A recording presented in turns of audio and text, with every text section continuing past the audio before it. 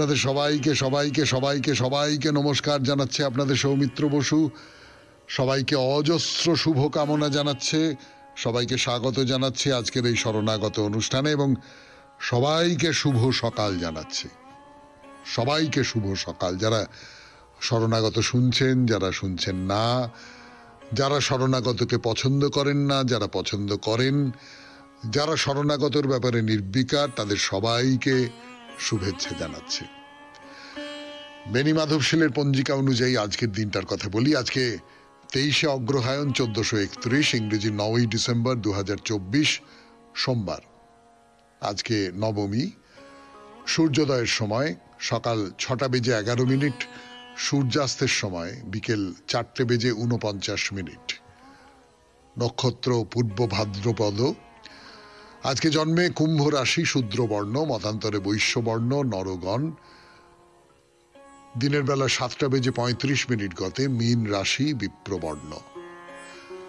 আমাদের হোয়াটসঅ্যাপে চিঠি পাঠাবার নাম্বার 9831922927। চিঠির গোড়ায় অতি অবশ্যই SG লিখতে হবে, এ তো আপনারা জানেন। এবারে আজকের অনুষ্ঠান সম্পর্কে বলি। আজকের অনুষ্ঠানে প্রথমে তো পুরাণ চিরন্তন। পুরাণ চিরন্তনে আমরা কলা নিয়ে কথা বলছিলাম।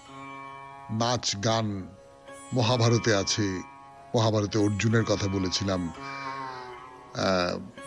রামায়ণে ওই যে তপস্বী ও তরঙ্গিনীর যে গল্পটা, বুদ্ধদেব বসুর লেখা, ঋষ্যশৃঙ্গ মুনির তাকে ভুলিয়ে আনবার জন্য যে বেশ্যারা গিয়েছিল তাদের কথা বলেছিলাম, ভরতের কথা বলেছিলাম, ইত্যাদি ইত্যাদি।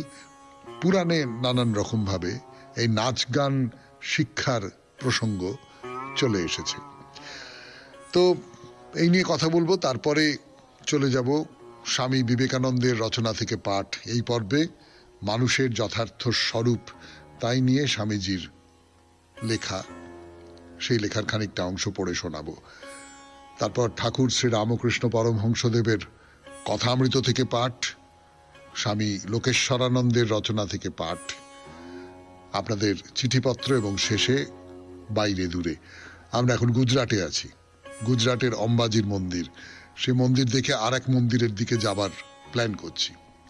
92.7 বিগ FM এ শরণাগত অনুষ্ঠানে এখন গান, গানের পর পুরাণ চিরন্তন, কলার কথা। কলা নিয়ে কথা বলতে বসেছি 92.7 বিগ FM এ শরণাগত অনুষ্ঠানে।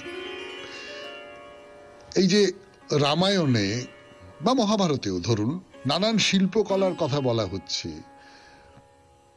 কলাবিদ্যা প্রথমত নৃত্য, গীত, বাদ্যের যে শিল্প, সেই শিল্পের কথা বলা হচ্ছে এখানে।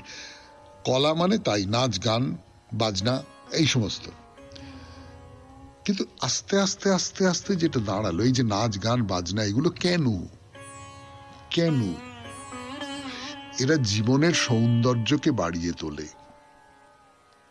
ফলে আস্তে আস্তে এই নাচ গান বাজনা বলে যেটা ছিল, তার অর্থটা ক্রমশ প্রসারিত হতে আরম্ভ করলো। প্রসারিত হতে হতে মানুষের জীবনের নানান বিদ্যা, যেগুলো জীবনের মধ্যে মাধুর্য, সৌন্দর্য এসব বাড়িয়ে তোলে, সেটা কামকলা হতে পারে, তেমনি কেশকলা হতে পারে। খুব সুন্দর করে চুল বেঁধে দেওয়া হলো, খুব সুন্দর করে একটা পান সাজা হলো, এমনকি একেবারে ঠিক ঠিক করে সুন্দর করে একটা চুরি করা হলো। সেটাকেও কিন্তু কলা হিসেবে গণ্য করা হয়। অর্থাৎ তুমি যেটা করবে সেটা নিপুণ ভাবে করবে, নিপুণ ভাবে করবে, যেন তার মধ্যে কোনো মালিন্য না থাকে। যেন আমরা বলি না, মাখনের মধ্যে দিয়ে ছুরি চালানোর মতন করে, সেই রকম করে তুমি যদি কোনো কাজ করতে পারো তাহলে সেটা কলা। এবং 64 কলা, যদিও 64 কলা বলে, কিন্তু কলাকে ওরকম 64তে ভাগ করে দেওয়া যায় না। কখনো সেটা 72 হয়ে যেতে পারে, কখনো 100 ছাড়িয়ে যেতে পারে, কখনো 84 হতে পারে, এই নানা রকম সব হতে পারে। তো এই যে 64 কলা, এই কথাটা তো খুব পরিচিত। 64 কলার একটি, এরকম জগদীশ গুপ্তের গল্প আছে, খুব অসাধারণ গল্প। এই 64 কলার জন্ম কি করে হয়েছিল? কালিকা পুরাণে এই 64 কলার জন্ম কিভাবে হয়েছিল সেটা বলা আছে, সেটা বলি আপনাদের, মানে একেবারে কিংবদন্তির মতন করে আর কি।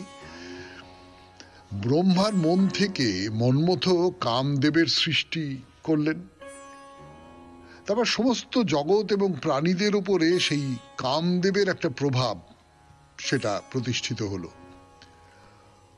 কিরকম সেই প্রভাব, সেই প্রভাবের ধরনটা কি সেটা তো বুঝতে হবে। তো সেটা পরীক্ষা করবার জন্যে মন্মথ ব্রহ্মা আর তার মানসকন্যা সন্ধ্যা এই দুজনকে বেছে নিলেন। শুধু ব্রহ্মা নন, তার কাছাকাছি অন্য যে সমস্ত মুনি ঋষিরা ছিলেন তাদেরও লক্ষ্য করলেন, তাদের মধ্যে কোনো রকমের বিকার হয় কিনা সেটা দেখে নিতে হবে। কামদেব করছেন এটা। তো কামদেব দেখলেন যে এই যে আমার ফুলধনু, তার যে সরব প্রহার, তাতে সকলেই মোহিত হয়েছেন।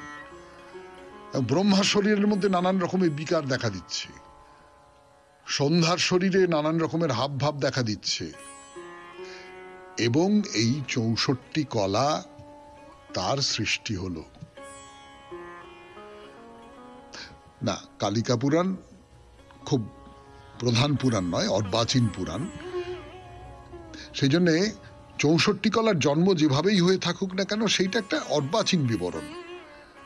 কেননা এই কলার সংখ্যা, এই নাচ গান বাজনা, এই যে ছোট্ট পরিসরটা ছেড়ে অনেক দূরে ছড়িয়ে পড়েছিল, যে মহাভারতের সময় নৃত্যগীতের কলা থেকে 64 কলাকে আলাদা জায়গা করে দেওয়া হয়েছিল।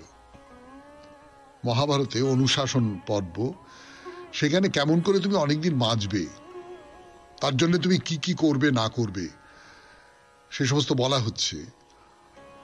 সেখানে রাজাদের যেসব শাস্ত্র শিখতে বলা হচ্ছে তার মধ্যে যুক্তিশাস্ত্র আছে, শব্দশাস্ত্র আছে, আর তারপরেই নৃত্য গীত বাদ্য মানে গান্ধর্ব শাস্ত্র শিখতে হবে, এবং তারপরেই কলা শাস্ত্র শিখতে বলা হচ্ছে। শুনছেন 92.7 বিগ FM এ শরণাগত অনুষ্ঠানে পুরাণ চিরন্তন। আরো দুটি কথা বলবো, ফিরে আসছি, একটু গান শুনে নি। ফিরে এলাম গানের পর 92.7 বিগ FM এ শরণাগত অনুষ্ঠানে। এই যে মহাভারতে যে 64 কলার কথা বলা হচ্ছে, তার প্রথম প্রমাণ পাওয়া যায় মহাভারতের সভা পর্বে। তখন যুধিষ্ঠির শকুনির সামনে পাশা খেলার বাজি রাখছেন। যুধিষ্ঠির তার দ্বিতীয় দানের বাজি ধরবার সময় বলছেন, আমি শত শত দাসী দেব তোমাকে, যারা অসামান্য সুন্দরী, শালঙ্কারা, হেম মুনি বিভূষিতা, আর তারা নৃত্যগীত ছাড়াও 64 কলার ব্যাপারটা খুব ভালো জানে।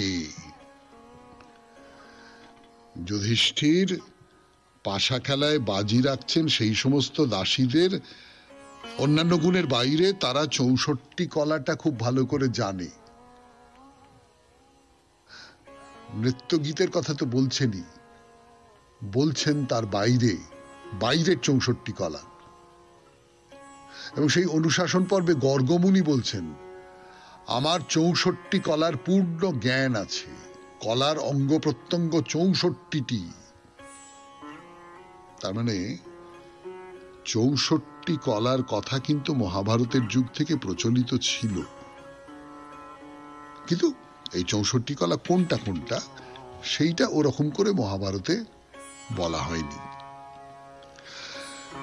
আজকে তাহলে পুরাণ চিরন্তন এই পর্যন্তই থাক। এবারে স্বামী বিবেকানন্দের রচনা থেকে পাঠ, মানুষের যথার্থ স্বরূপ, দ্বিতীয় পর্ব। ফিরে আসছি গানের পর। বিবেকানন্দের রচনা থেকে পাঠ 92.7 বিগ FM এ শরণাগত অনুষ্ঠান শুনছেন। আমি আছি আপনাদের সঙ্গে, আপনাদের সৌমিত্র বসু। যতটা পড়েছিলাম তারপর থেকে পড়ে শোনাই। পরবর্তী প্রশ্ন, এই উপলব্ধির পরে কি হয়? মনে করো জগতের এক অখণ্ড সত্তা উপলব্ধি করিলাম, আমরাই যে সেই একমাত্র অনন্ত পুরুষ ইহা অনুভব করিলাম। মনে করো আমরা জানিতে পারিলাম আত্মাই একমাত্র আছেন, আর তিনি বিভিন্ন ভাবে প্রকাশ পাইতেছেন। এইরূপ জানিতে পারিলে আমাদের কি হইবে? তাহা হইলে আমরা কি এক করে নিশ্চেষ্ট হইয়া বসিয়া মরিয়া যাইব? ইহার দ্বারা জগতের কি উপকার হইবে? আবার সেই পুরাতন প্রশ্ন। প্রথমত জিজ্ঞাসা করি, উহার দ্বারা জগতের উপকার হইবে কেন? ইহার কি কোনো যুক্তি আছে? লোকের এই প্রশ্ন করিবার কি অধিকার আছে? ইহাতে কি লোকের উপকার হইবে? ইহার অর্থ কি? ছোট ছেলে মিষ্টান্ন ভালোবাসে। মনে করো তুমি তড়িতের বিষয়ে কিছু গবেষণা করিতেছ, শিশু তোমাকে জিজ্ঞাসা করিল, ইহাতে কি মিষ্টি কেনা যায়? তুমি বললে না, তবে ইহাতে কি উপকার হইবে? তত্ত্বজ্ঞানের আলোচনায় ব্যাপৃত দেখিলেও লোকে এইরূপ জিজ্ঞাসা করিয়া বসে, ইহাতে জগতের কি উপকার হইবে? ইহাতে কি আমাদের টাকা হইবে? না, তবে ইহাতে এর উপকার কি? জগতের হিত করা অর্থে মানুষ এইরূপই বুঝিয়া থাকে। তথাপি ধর্মের এই প্রত্যক্ষানুভূতি জগতের যথার্থ উপকার করিয়া থাকে। লোকের ভয় হয় যখন সে এই অবস্থা লাভ করিবে, যখন সে উপলব্ধি করিবে সবই এক, তখন তাহার প্রেমের প্রশ্রবণ শুকাইয়া যাইবে, জীবনের যাহা কিছু মূল্যবান সব চলিয়া যাইবে, ইহজীবন ও পরজীবনে তাহাদের ভালোবাসার আর কিছুই থাকিবে না। কিন্তু লোকে একবার ভাবিয়া দেখে না যে যে সকল ব্যক্তি নিজ সুখ চিন্তায় একরূপ উদাসীন, তাহারাই জগতে সর্বশ্রেষ্ঠ কর্মী হইয়াছেন। যখনই মানুষ যথার্থ ভালোবাসে, যখন সে দেখিতে পায় তাহার ভালোবাসার জিনিস কোনো ক্ষুদ্র মর্তজীব নহে, তখনই মানুষ যথার্থ ভালোবাসিতে পারে। যখন সে দেখিতে পায় তাহার ভালোবাসার পাত্র খানিকটা মৃত্তিকাখণ্ড নহে, তাহার প্রেমাস্পদ স্বয়ং ভগবান। স্ত্রী যদি ভাবেন স্বামী সাক্ষাৎ ব্রহ্মস্বরূপ, তবে তিনি স্বামীকে আরো অধিক ভালোবাসিবেন। স্বামীও স্ত্রীকে অধিক ভালোবাসিবেন যদি তিনি জানিতে পারেন স্ত্রী স্বয়ং ব্রহ্মস্বরূপ। সেইরূপ মাতাও সন্তানগণকে বেশি ভালোবাসিবেন যিনি সন্তানগণকে ব্রহ্মস্বরূপ দেখেন। যিনি জানেন ওই শত্রু সাক্ষাৎ ব্রহ্মস্বরূপ, তিনি তাহার মহাশত্রুকেও ভালোবাসিবেন। যিনি জানেন সাধু সাক্ষাৎ ব্রহ্মস্বরূপ, তিনি সাধুকে ভালোবাসিবেন। সেই লোকই আবার অতিশয় অসাধু ব্যক্তিকেও ভালোবাসিবেন যদি তিনি জানেন অসাধুতম পুরুষেরও পশ্চাতে সেই প্রভু রহিয়াছেন। যাহার জীবনে এই ক্ষুদ্র অহং একেবারে লুপ্ত হইয়া গিয়াছে এবং ঈশ্বর সেই স্থান অধিকার করিয়া বসিয়াছেন, সেই ব্যক্তি পৃথিবীকে নাড়া দিয়া যান। তাহার নিকট সমুদয় জগৎ সম্পূর্ণ অন্য ভাবে প্রতিভাত হয়। দুঃখকর ক্লেশকর যাহা কিছু সবই চলিয়া যায়, সকল প্রকার গোলমাল দ্বন্দ্ব মিটিয়া যায়। যেখানে আমরা প্রতিদিন এক টুকরা রুটির জন্য ঝগড়া মারামারি করি, সেই জগৎ তখন তাহার পক্ষে কারাগার না হইয়া ক্রীড়াক্ষেত্রে পরিণত হইবে। তখন জগৎ কি সুন্দর ভাবই না ধারণ করিবে। এরূপ ব্যক্তিরই কেবল বলিবার অধিকার আছে এই জগৎ কি সুন্দর। তিনিই কেবল বলিতে পারেন সবই মঙ্গল স্বরূপ। শুনলেন স্বামী বিবেকানন্দের রচনা থেকে পাঠ, মানুষের যথার্থ স্বরূপ, দ্বিতীয় পর্ব, 92.7 বিগ এফএম এ শরণাগত অনুষ্ঠানে। এরপর কথামৃত। গান শেষ করে এবার কথা শুরু করছি আপনাদের সৌমিত্র বসু 92.7 বিগ এফএম এ শরণাগত অনুষ্ঠানে। তখন কাশীপুরের বাগানে ঠাকুর আছেন, ভক্তদের সঙ্গে আছেন। রাত প্রায় 8টা। ঘরে নরেন্দ্র আছেন, শশী আছেন, মাস্টার আছেন, বুড়ো গোপাল আছেন, শরৎ আছেন। এটা হলো 1292 সালের কথা, মানে 1886 খ্রিস্ট। ঠাকুরের শরীরটা ভালো নেই, শুয়ে আছেন। তো ভক্তরা কাছে বসে আছেন, ঘিরে আছেন। শরৎ দাঁড়িয়ে দাঁড়িয়ে পাখা করছেন। ঠাকুর অসুখের কথা বলছেন, বলছেন যে ভোলানাথের কাছে গেলে তেল দেবে, আর সে বলে দেবে কি রকম করে সে তেল লাগাতে হবে। তো বুড়ো গোপাল বলে যে ঠিক আছে, তাহলে কাল সকালে আমরা গিয়ে আনবো। মাস্টার বলল আজকেও গেলে বলে দিতে পারে। তা শশী বলল আমি যেতে পারি। তো ঠাকুর শরৎকে দেখিয়ে বলছেন ও যেতে পারে। এবং শরৎ তারপর ওই দক্ষিণেশ্বর মন্দিরের যে মুহুরী, তার কাছ থেকে তেল আনবার জন্যে চলে গেলেন। খেয়াল করে দেখুন তখন রাত্রির 8টা, দক্ষিণেশ্বর। এবং এটা হচ্ছে 1886 খ্রিস্টাব্দের কথা। আজকে দক্ষিণেশ্বর নয়, মেট্রো চলে এসছে, হুরুস করে আপনি চলে এলেন না, তখন কুপকুপ করছে অন্ধকার চারপাশে। তার মধ্যে বেরিয়ে পড়লেন শরৎ, বেরিয়ে পড়ে তেল আনতে হবে ঠাকুরের জন্য। এই যে ভক্তি, এই যে ভালোবাসা, এই ভক্তি বা ভালোবাসা, এইগুলো তিনি পেয়েছেন, ঠাকুর পেয়েছেন, পাওয়ার যোগ্য বলেই পেয়েছেন। আমরা যোগ্য নই বলে পাই না, সেটা তো কথা নয়। তো ভক্তরা বসে আছেন, ঠাকুর হঠাৎ উঠে বসলেন, বলে নরেন্দ্রকে বলছেন যে ব্রহ্ম অলেপ, 3 গুণ তাতে আছে, কিন্তু তিনি নির্লিপ্ত। যেমন বায়ুতে সুগন্ধ দুর্গন্ধ দুই পাওয়া যায়, কিন্তু বায়ু নির্লিপ্ত। হাওয়ায় তো সুগন্ধ পাই, দুর্গন্ধ পাই, কিন্তু হাওয়ার মধ্যে কি সেই গন্ধ লাগে? কচু পাতায় জল পড়ে, তেল পড়ে, কচু পাতার গায়ে কি লাগে? সংসারের মধ্যে থাকতে গেলে এই যদি নির্লিপ্ত ভাবে থাকা যায়, পাঁকাল মাছের মতন থাকা যায়, গায়ে কাদা লাগবে না, তাহলে আমি কোথাও ভেতরে ভেতরে খুব খুব দূরতর একটা জায়গা থেকে ব্রহ্মের সঙ্গে নিজেকে মিলিয়ে নিতে পারি। যদি আমাকে ঈশ্বরের সমীপে যেতে হয়, সংসারে থেকেই যদি ঈশ্বরের সমীপে যেতে হয়, তাহলে তো আমাকে এই নির্লিপ্তি অভ্যাস করতেই হবে। কাশীতে শঙ্করাচার্য পথ দিয়ে যাচ্ছিলেন, চণ্ডাল মাংসের ভার নিয়ে যাচ্ছিল, হঠাৎ ছুঁয়ে ফেললে।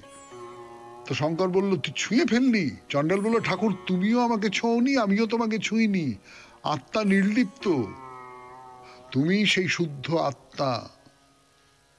এই কথাটা বলেছিলাম আপনাদের, মহাপুরুষের কথায় শঙ্করাচার্য নিয়ে যখন কথা বলছিলাম তখন মনে পড়ছে। শুনছেন কথামৃত থেকে পাঠ, 92.7 বিগ এফএমে শরণাগত অনুষ্ঠানে। আমি আপনাদের সৌমিত্র বসু, ফিরে আসছি গানের পর। ঈশ্বরানন্দের রচনা থেকে পাঠ। বাস্তব জীবনে আধ্যাত্মিকতা নামে তার যে বইটি আছে, সেই বইটির একটি রচনা মহত্ব। 92.7 বিগ এফএমে শরণাগত অনুষ্ঠানে পড়ি সেই রচনা। এক বা একাধিক বড় কাজ করলেই যে কেউ মহৎ হন তা নয়, তার চরিত্র যদি মহৎ হয় তবেই তিনি মহান। বাইরে থেকে দেখলে তিনি হয়তো সামান্য মানুষ, না আছে তেমন শিক্ষা, সম্পদ অথবা সামাজিক প্রতিপত্তি, কিন্তু তার ভিতরে এমন কতকগুলি গুণ আছে যার জন্য তাকে মহান বলতেই হয়। তিনি যা কিছু করেন, এমনকি দৈনন্দিন ছোটখাটো কাজগুলির মধ্য দিয়েও তার গুণগুলি ফুটে বেরোয়। তার একটাই চিন্তা, কি করে সকলকে সুখী করা যায়। এর জন্য তাকে বিস্তর ত্যাগ স্বীকার করতেও হয়, কিন্তু সে ত্যাগ তিনি হাসি মুখেই করেন। তার যে কিছু প্রাপ্য আছে সে দাবি তিনি করেন না, যা পান তাতেই তিনি সন্তুষ্ট। সাধারণ লোক, বিশেষ করে যারা তার পরিচিত এবং তার দ্বারা বিশেষভাবে উপকৃত, তাকে অবজ্ঞা করতে পারেন, কিন্তু তিনি সবকিছু মেনে নেন, ভাবেন এমনটাই তো হওয়া উচিত। তিনি সাধ্যমতো সকলকেই কিছু না কিছু দিয়ে থাকেন, তা সামান্য জিনিস হতে পারে, কিন্তু যা দেন আনন্দের সঙ্গে, প্রেমের সঙ্গে, শ্রদ্ধার সঙ্গে। তার দেওয়ার ধরন এমনই বিনীত যে গ্রহীতা মনে করেন দান গ্রহণ করে তিনি দাতাকেই অনুগ্রহ করছেন। তার থেকে যারা উন্নত তাদের সঙ্গে তিনি বিনীত ব্যবহার করেন, কিন্তু যারা তার চেয়ে নিচুতে তাদের সঙ্গে তার আচরণ আরো বিনম্র, আরো কুণ্ঠিত, যেন নিজের শ্রেষ্ঠত্বে তিনি লজ্জিত। তার আশপাশে যারা থাকেন সকলের জন্যই তার চিন্তা, সকলেরই তিনি মঙ্গল কামনা করেন। যারা সাহায্য ও সহানুভূতির আশায় তার কাছে আসেন, তারা মনেই করেন না তারা কোনো অপরিচিত ব্যক্তির কাছে এসেছেন, বরং তাদের এই অনুভূতি হয় তারা এমন একজনের কাছে এসেছেন যিনি তার শুভাকাঙ্ক্ষী, যিনি তাদের ভালোবাসেন। তিনি গরিব, কিন্তু তার জন্য তিনি লজ্জিত নন। তার যা আছে তা নিয়েই তিনি সুখী। তার একমাত্র ভাবনা যেটুকু আছে তার সদ্ব্যবহার যেন তিনি করতে পারেন। তিনি তার নীতিকেই সর্বাধিক মূল্য দেন, তাই নীতি বিসর্জন দিয়ে তিনি কোনো কাজ করেন না। নৈতিক দিক থেকে সাধারণ নরনারীর অনেক ঊর্ধ্বে তিনি, কিন্তু আচরণে দেখান যেন তিনি কত সাধারণ। তার বেশভূষা সাধারণ, খাওয়া দাওয়াও গরিবের মতো, যেন খেতে হবে তাই খাওয়া। তিনি শোনেন বেশি, বলেন কম, কিন্তু যখন বলেন তাতে কোনো গোঁড়ামি থাকে না। তিনি যে জ্ঞানী এমন ভান তিনি করেন না। আর জ্ঞানী বলতে যদি বহু গ্রন্থ পড়েছেন এমন মানুষকে বোঝায়, তাহলে তিনি আদপেই জ্ঞানী নন। বস্তুত পুঁথিগত বিদ্যায় তার তেমন আগ্রহ নেই। তার সব আগ্রহ জুড়ে আছে মানুষ। তিনি জানেন মানুষ দুর্বল, তাই কখনো কারো নিন্দা করেন না। তিনি জানেন জীবনে উত্থান পতন আছে, ভালোর সঙ্গে মন্দটাকে গ্রহণ করতে হয়, তিনি নিজেও তাই করেন। অর্থাৎ সৌভাগ্যেও তিনি যেমন আত্মহারা হন না, তেমনি দুর্ভাগ্যেও একেবারে ভেঙে পড়েন না। সকলের প্রতি তার শুভেচ্ছা, এমনকি তাদের প্রতিও যারা তার অনিষ্ট করে। তার নিজের কোনো উচ্চাসা নেই, অন্যেরা সুখী হলেই তিনি তৃপ্ত। আবার কাউকে বিপদগ্রস্ত দেখলে তিনি মনে করেন এই বিপদ তাঁরই, অতএব সেই বিপদ দূর করতে তিনি এগিয়ে যান, যথাসাধ্য তার কষ্ট দূর করার চেষ্টা করেন। যিনি প্রশংসার পাত্র তার তিনি প্রশংসা করেন। সেই ব্যক্তি যদি তার প্রতি বন্ধু ভাবাপন্ন নাও হন, তবু তিনি তার প্রশংসা করতে কৃপণতা করবেন না। সাধারণত কারুর প্রতি তিনি বিরূপ মন্তব্য করেন না। যদি সত্যের খাতিরে কিছু বলতেই হয়, তাহলে তা তিনি মৃদু ভাষায় ব্যক্ত করেন। কেউ তাকে উপযুক্ত সম্মান দিলে তিনি বিব্রত বোধ করেন। তিনি প্রতিবাদ করে সকলকে বোঝান যে সে সম্মান তার প্রাপ্য নয়। আবার প্রকৃতিগতভাবে লাজুক ও নম্র হলেও সত্য ও ন্যায় লঙ্ঘিত হতে দেখলে তিনিই তার বিরুদ্ধে প্রথম প্রতিবাদ করেন। এমন সোনার মানুষ ঘন ঘন আবির্ভূত হন না, কিন্তু যখন আসেন তখন তার প্রভায় 10 দিক আলোড়িত হয়। জগতের সর্বত্র তার প্রভাব ছড়িয়ে পড়ে। প্রজন্মের পর প্রজন্ম মানুষ তার ভাবে অনুপ্রাণিত হয়। এমন মানুষ যে পৃথিবীতে আসেন, সেটি ঈশ্বরের পরম আশীর্বাদ। শুনলেন স্বামী লোকেশ্বরানন্দের রচনা থেকে পাঠ। রচনার নাম মহত্ব। এবারে গানের পর চিঠিপত্র।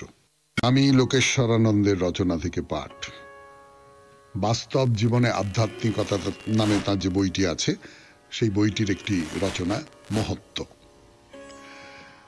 92.7 বিগ FM এ শরণাগত অনুষ্ঠানে পড়ি সেই রচনা। এক বা একাধিক বড় কাজ করলেই যে কেউ মহৎ হন তা নয়। তার চরিত্র যদি মহৎ হয় তবেই তিনি মহান। বাইরে থেকে দেখলে তিনি হয়তো সামান্য মানুষ, না আছে তেমন শিক্ষা, সম্পদ অথবা সামাজিক প্রতিপত্তি, কিন্তু তার ভিতরে এমন কতগুলি গুণ আছে যার জন্য তাকে মহান বলতেই হয়। তিনি যা কিছু করেন, এমনকি দৈনন্দিন ছোটখাটো কাজগুলির মধ্য দিয়েও তার গুণগুলি ফুটে বেরোয়। তার একটাই চিন্তা, কি করে সকলকে সুখী করা যায়। এর জন্য তাকে বিস্তর ত্যাগ স্বীকার করতেও হয়, কিন্তু সে ত্যাগ তিনি হাসি মুখেই করেন। তার যে কিছু প্রাপ্য আছে সে দাবি তিনি করেন না, যা পান তাতেই তিনি সন্তুষ্ট। সাধারণ লোক, বিশেষ করে যারা তার পরিচিত এবং তার দ্বারা বিশেষভাবে উপকৃত, তাকে অবজ্ঞা করতে পারেন, কিন্তু তিনি সবকিছু মেনে নেন, ভাবেন এমনটাই তো হওয়া উচিত। তিনি সাধ্যমতো সকলকেই কিছু না কিছু দিয়ে থাকেন। তা সামান্য জিনিস হতে পারে, কিন্তু যা দেন আনন্দের সঙ্গে, প্রেমের সঙ্গে, শ্রদ্ধার সঙ্গে। তার দেওয়ার ধরন এমনই বিনীত যে গ্রহীতা মনে করেন দান গ্রহণ করে তিনি দাতাকেই অনুগ্রহ করছেন। তার থেকে যারা উন্নত তাদের সঙ্গে তিনি বিনীত ব্যবহার করেন, কিন্তু যারা তার চেয়ে নিচুতে তাদের সঙ্গে তার আচরণ আরো বিনম্র, আরো কুণ্ঠিত, যেন নিজের শ্রেষ্ঠত্বে তিনি লজ্জিত। তার আশপাশে যারা থাকেন সকলের জন্যই তার চিন্তা, সকলেরই তিনি মঙ্গল কামনা করেন। যারা সাহায্য ও সহানুভূতির আশায় তার কাছে আসেন, তারা মনেই করেন না তারা কোনো অপরিচিত ব্যক্তির কাছে এসেছেন, বরং তাদের এই অনুভূতি হয় তারা এমন একজনের কাছে এসেছেন যিনি তার শুভাকাঙ্ক্ষী, যিনি তাদের ভালোবাসেন। তিনি গরিব, কিন্তু তার জন্য তিনি লজ্জিত নন। তার যা আছে তা নিয়েই তিনি সুখী। তার একমাত্র ভাবনা যেটুকু আছে তার সদ্ব্যবহার যেন তিনি করতে পারেন। তিনি তার নীতিকেই সর্বাধিক মূল্য দেন, তাই নীতি বিসর্জন দিয়ে তিনি কোনো কাজ করেন না।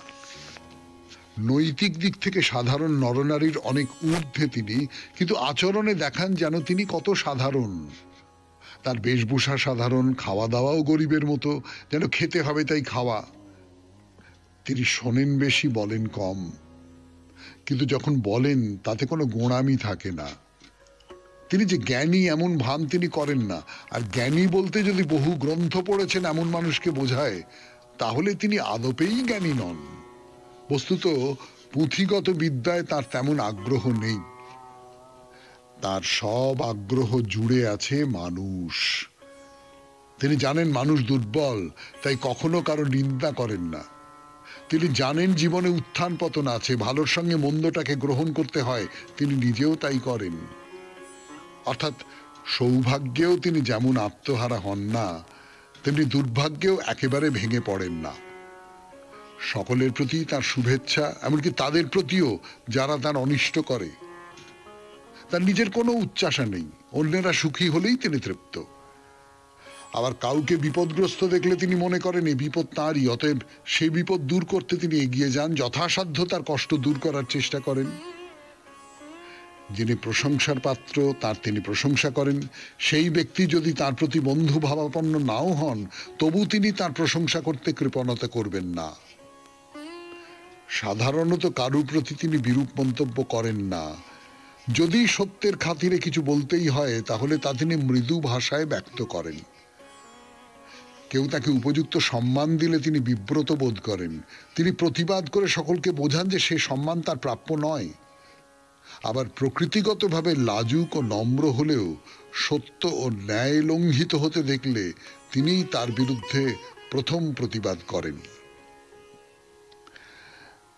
এমন সোনার মানুষ ঘন ঘন আবির্ভূত হন না, কিন্তু যখন আসেন তখন তার প্রভায় 10 দিক আলোড়িত হয়। জগতের সর্বত্র তার প্রভাব ছড়িয়ে পড়ে। প্রজন্মের পর প্রজন্ম মানুষ তার ভাবে অনুপ্রাণিত হয়। এমন মানুষ যে পৃথিবীতে আসেন, সেটি ঈশ্বরের পরম আশীর্বাদ। শুনলেন স্বামী লোকেশ্বরানন্দের রচনা থেকে পাঠ। রচনার নাম মহত্ব। এবারে গান, গানের পর চিঠিপত্র। চিঠিপত্র নাকি ছড়া, চিঠির আকারে ছড়া লিখেছেন আমাদের শরণাগতর বিশিষ্ট ছড়াকার ব্রজশীল। 4 দিনের পুজো। লিখেছি চিঠি, হয়নি তো পড়া, লিখছি তাই ছড়া। ছড়া আমার মরণ বাঁচে, ছড়ায় স্বয়ংবরা। ছড়া আমার খিদের খাবার, ছড়া নিয়েই বাঁচি। ছড়া লিখে বাঁচতে যে চাই, মৃত্যু আসুক দেখি। ছড়াই আমার প্রেম প্রীতি, ছড়ায় করি স্নান। দুপুরে খাই ভাতের ছড়া, বিকেলে চা পান। বাড়ি আমার রাজবলহাটে, দামোদরের ধারে। বিদ্যাসাগর এই দামোদর সাঁতরে পার করে। এ বৎসরেও বান ডেকেছে, ডুবছে ঘর বাড়ি। পুজোর সময় সব সংসারে চড়ে না ভাত হাঁড়ি। রিলিফ বাবুর মোটা চালের অখাদ্য গলা ভাত, সব বাচ্চা বুড়ো শুকনো মুখে, মাথায় পড়ে হাত। পুজোর আগেই প্রতি বছর প্লাবন কেন আসে? প্রশ্ন শুনেই কেউ রেগে যায়, কেউ মুচকি হাসে। বন্যা জলে মাঠঘাট ডোবে, ডোবে গরিবের কুঠি। ব্যারের জলকে ছাড়ছে বেশি, তথ্যের খুঁটি নাটি। 4 দিনে পুজো কখন কাটে, রাখে না কেউ খোঁজ। 4 দিন নয়, পুজো হোক না প্রত্যেক দিন, রোজ। 4 দিকে হোক না তবে 4 দিনের পূজা। গরিব ধনী সবার মুখেই জ্বলুক রং মজা। এবারেই সবারে জানাই নমস্কারে, এবারে নাম বলি আমি ব্রজশীলী। ধন্যবাদ ব্রজবাবু, আপনার এই চিঠির জন্যে অনেক ধন্যবাদ।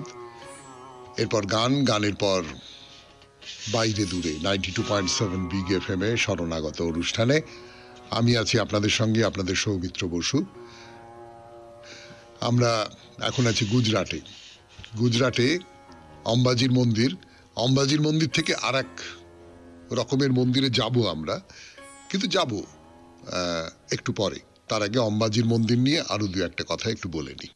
অম্বাজির মন্দির 92.7 বিগ এফএম এ শরণাগত অনুষ্ঠানে গুজরাটের মন্দির দেখছি আমরা। গুজরাটের দুর্গা মন্দির, অম্বাজির মন্দির 51 পীঠের অন্যতম একটি পীঠ, যেখানে দেবীর হৃদয় পড়েছিল। তো এই মন্দিরের মধ্যে যা বর্ণনা করেছিলাম, সেখানে বলতে গিয়ে যেটা বলছিলাম যে নানান রকম হিন্দু ধর্মের নানান সাংকেতিক চিহ্ন, এই সাংকেতিক চিহ্ন যার ভেতর দিয়ে পুজো বা সাধনার বিভিন্ন রকম অভিপ্রায়, বিভিন্ন রকমের ধরন বোঝানো হয়, সেই সমস্ত রয়েছে। এই জায়গাটায় দেবদেবীর কোনো মূর্তি নেই। তার একটা কারণ হতে পারে, মূর্তি দেখে পুজো করবার যে রীতি তার আগে থেকেই মন্দিরে এইরকম ভাবে ছিল। তবে মন্দিরের ভাস্কর্যের মধ্যে বহু মূর্তির দেখা পাওয়া যায়, তারা দেবদেবীর কোনো রূপ কি না তা বলতে পারবো না। এই হলো অম্বাজির মন্দিরের কথা। এর খুব কাছে আর একটা মন্দির আছে, একটা পাহাড়ের ওপরে মন্দির। পাহাড়ের নাম হচ্ছে গব্বর পর্বত, এবং কিংবদন্তি বলে সেইটাই নাকি দেবদেবীদের আসল স্থান, এইটাই তাদের বাসস্থান, এবং এইখানেই নাকি সত্যি সত্যি সতীর হৃদয় পড়েছিল, এইটাই সেই স্থান। তো তার কথা বলবো, সেটা একেবারে কাছে, খুব কাছে। তো একটা কথা বলি আপনাদের, পৃথিবীর বৃহত্তম যে পুরাণ নির্ভর লাইট অ্যান্ড সাউন্ডের অনুষ্ঠান, সেটা এইখানে হয় আর কি, পৃথিবীর বৃহত্তম। গোটা পর্বতমালাটা জুড়ে এই লাইট অ্যান্ড সাউন্ডের অনুষ্ঠানটা হয়। অম্বাজির মন্দিরের কাছাকাছি একটু কুণ্ড আছে, এই কুণ্ডর নাম হচ্ছে মন সরোবর। এবারে উৎসবের কথা বলবো। 92.7 বিগ এফএম এ শরণাগত অনুষ্ঠানে শুনছেন বাইরে দূরে গুজরাটের মন্দিরের কথা। ফিরে আসছি গানের পর। বলবো বলে শেষ করেছিলাম আগের পর্যায়টি 92.7 বিগ এফএম এ শরণাগত অনুষ্ঠানে। উৎসব মানে নবরাত্রি উৎসব। এই নবরাত্রি উৎসব গুজরাটে একেবারে পুরো গুজরাট জুড়ে পালিত হয়, এবং তার কেন্দ্রস্থলে ছিলেন অম্বাজির ভক্তরা, তাতে কোনো সন্দেহ নেই। এবং এই অম্বাজিকে কেন্দ্র করে, তাকে মাঝখানে রেখে গুজরাটের যে বিখ্যাত গরবা ডান্স, গরবা নাচ, সেই গরবা নাচ হয়, অভিনীত হয় ভাওয়াই থিয়েটার। ভাদ্র পূর্ণিমায় লক্ষ লক্ষ মানুষ এখানে উপস্থিত হন এই অম্বাজির মন্দির দর্শন করতে এবং উৎসবে মেতে উঠতে। মানে সত্যি সত্যি এই নবরাত্রির সময় যদি কখনো এই অম্বাজির মন্দির দর্শন করতে আসেন, তাহলে দেখবেন উৎসব কাকে বলে। এই যে এত বড় এবং এত সুন্দর এই মন্দির, এই পুরোটাকে আলো দিয়ে সাজানো হয়, এবং সেই আলো, মানে এখন তো আলোর যে ধরন ধারণ হয়েছে, সেসব তো মানে আলো দিয়ে যা ইচ্ছে তাই করা যায়। আপনারা যারা চন্দননগরে থাকেন তারা জানেন, চন্দননগরের আলোক শিল্পীরা খুব বিখ্যাত, গোটা দেশেই বিখ্যাত। তো সেই সমস্ত আলোক শিল্পীদের কথা মনে পড়ে যায়, কিন্তু আমি বলছি যে এখানেও কিছু কম নয়, এই অম্বাজির মন্দিরে এটাও কিছু কম নয়। কি হয় বলুন তো, সাদা রঙের মন্দির, তো এই সাদা রঙের উপর মজাটা হচ্ছে, যে রঙের আলোই পড়বে সেই আলোটাই এবারে ঝলমল ঝলমল ঝলমল ঝলমল করবে, মন্দিরটা সেই রঙের হয়ে যাবে। অন্য কোনো রং হলে সেই রঙের সঙ্গে আলোর রং মিশে একটা 3 নম্বর রং তৈরি হতে পারে, কিন্তু এখানে তো তা নয়। এখানে একেবারে সাদা, যাকে বলতে পারেন নির্বিকার রং, নিরাসক্ত রং, নিরপেক্ষ রং। হ্যাঁ, তো সেইখানে মানে মন্দিরের ভেতরে নানান রকমের রং তৈরি হয়। হ্যাঁ, নীল, সবুজ, লাল, নানান রকম। সে একটা স্বপ্নপুরীর মতন মনে হয়, স্বপ্নপুরী। ও, আর একটা কথা বলতে ভুলে গেছি, এই অম্বাজির মন্দিরে কেমন করে যাবেন, মানে এরোপ্লেনে কেমন করে যাবেন সেটা বলেছিলাম, ট্রেন আর বাসের কথাটা বলতে বেমালুম ভুলে গেছি। তো যেটা বলছিলাম, অম্বাজির মন্দিরে যাবার যে রেল রাস্তা এবং পথের রাস্তা, যদি ট্রেনে করে যান সেটাই সবচেয়ে সস্তা, তাহলে আপনাকে নামতে হবে আবুল রোড স্টেশনে। আবু রোড, এই আবু রোড থেকে মন্দির মাত্র 22 কিলোমিটার দূরে। তুলনায় অন্য অন্য যে জায়গাগুলো সেগুলো একটু দূরে পড়ে যায়। কাছাকাছি অনেক হোটেল আছে এবং অম্বাজির মন্দিরের যে কর্তৃপক্ষ তারাও মানুষজনের জন্য কিছু থাকবার ব্যবস্থা করে দিয়েছেন। শেষ হলো অম্বাজির মন্দিরের কথা। এর পরের দিন শোনাবো অন্য আর একটা মন্দির, কিন্তু সেটা অম্বাজির মন্দিরেরই অংশ বলবো আমি, ওই গব্বর পর্বতের কথা। 92.7 বিগ FM এ শরণাগত অনুষ্ঠানে আজকের মতো তাহলে শরণাগত এখানেই শেষ করছি। আমাদের হোয়াটসঅ্যাপে চিঠি পাঠাবার নাম্বার 9831922927। চিঠির গোড়ায় অতি অবশ্যই SG লিখতে হবে। কবিতা দিয়ে শেষ। আজি এই আকুল আশ্বিনে, মেঘে ঢাকা দুরন্ত দুর্দিনে, হেমন্ত ধানের খেতে বাতাস উঠেছে মেতে, কেমনে চলিবে পথ চিনে আজি এই দুরন্ত দুর্দিনে। দেখিছ না ওগো সাহসিকা, ঝিকিমিকি বিদ্যুতের শিখা, মনে যদি ভেবে দেখো তবে এই ঝড়ে কি বাঁধা রবে, করবীর শেফালি মালিকা, ভেবে দেখো ওগো সাহসিকা।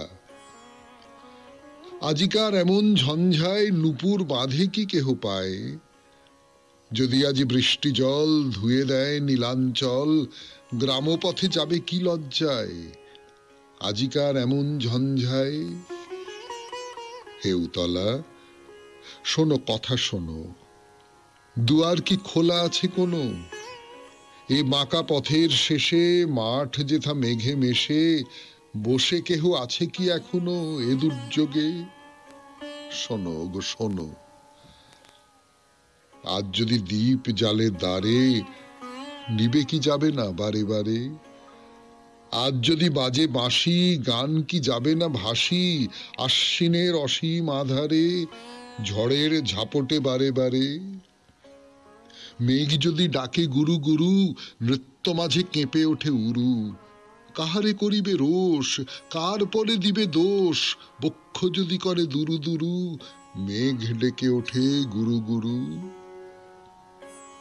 যাবে যদি মনে ছিল নাকি, আমারে নিলে না কেন ডাকি, আমি তো পথেরই ধারে বসিয়া ঘরের দ্বারে, আনমনে ছিলাম একাকী, আমারে নিলে না কেন ডাকি।